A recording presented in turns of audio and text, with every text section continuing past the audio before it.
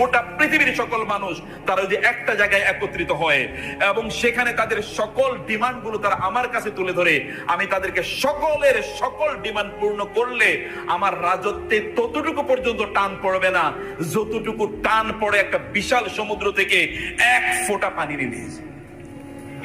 আপনার কি ডিমান্ড আছে? আপনার ডিমান্ড কই?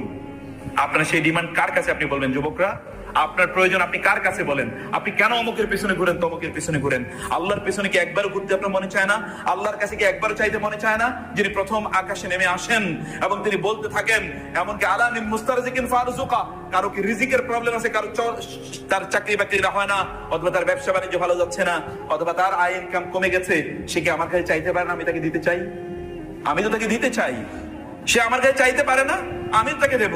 সে কি আমার কাছে সালাতে আমার জন্য দাঁড়িয়ে যেতে পারে না? লা নাসআলুকা রিজকা, আমি তো তোমার কাছে রিজিক চাই না। নাহনু